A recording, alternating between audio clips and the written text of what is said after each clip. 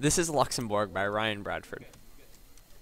So in Luxembourg's geography, they're a Western European country and they're highly landlocked, surrounded by Germany, France, and Belgium, which are their border countries. They're also a really small country, only having 2,586 square mile area, making them one of the smaller countries in Europe, if not the smallest.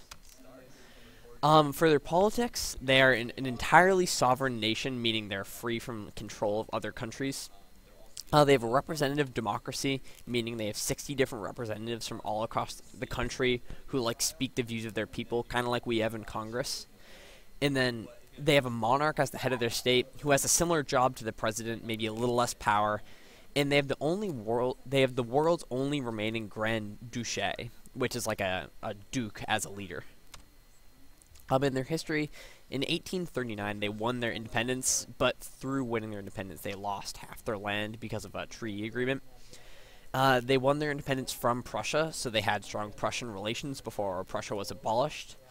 And then repeatedly, their independence was violated by Germany through them building trains through their country and stuff, and they got really angry about that. But then they joined the NATO with the creation of their constitution, kind of solidifying their relations with Europe. For their economy, they're one of the most wealthy countries in all of Europe, having one of the highest GDPs anywhere, really. They have very high employment rates. Their main industries are banking, chemicals, and internet startup companies such as Facebook and Snapchat and stuff. And then they have agriculture for people using personal use, so if you wanted to run a farm in your house to grow wheat for bread, for food. And they have free healthcare, such a similar policy to France. Also, I'm pretty sure free education. On the military, they have 800 soldiers and 100 civil servants, which have all been given to NATO. They have no air force or navy, but they have possession of 17 NATO jets, so they kind of donated them to NATO. And they also share 2 cargo planes with Belgium, so they kind of have an air force, but also kind of don't.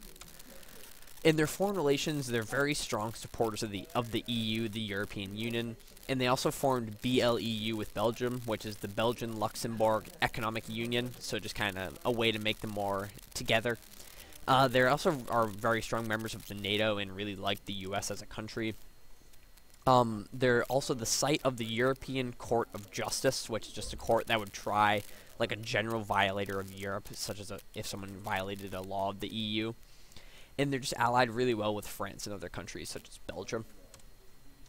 For their people, they have more than 200,000 people. They're called Luxembourgers, and they're mainly immigrants from France, Italy, Germany, Belgium, and Portugal. A lot from France, and they speak French, German, and Luxembourgish. For religion, they're officially neutral in religion, meaning the country doesn't support a religion. But they have religious groups ranging from Roman Catholicism to Greek Orthodoxy.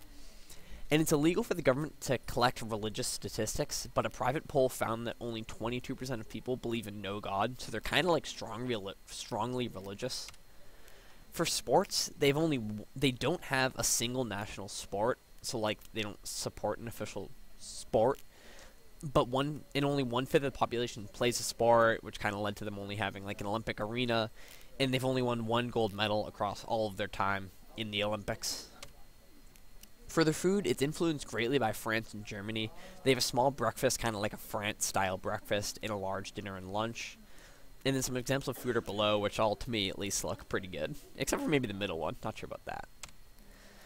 And then for media, they have a famous German newspaper. It's also known for its radio all across Europe. They have a very famous French-spoken radio. And then in 2014, they won an Oscar for Mr. Hubert, the movie. And they have government benefits for film companies, so they kind of want to promote film to have a stronger media. In the other, they have very low marriage rates and high divorce rates.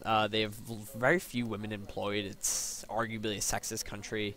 They lack a lot of arts influence. And same-sex marriage is illegal and has been for a really long time, which is really cool. And then for France and Luxembourg, they have very strong French influence that has been shown above due to the fact that they're bordering each other and their relations in the past. They have a good influence in culture such as food, language, and religion, so what they give them. And they also have very similar policies to France, such as the free healthcare one. And they have many similar viewpoints to France, such as the gay marriage one. And then here are the citations, and yeah, that was my presentation.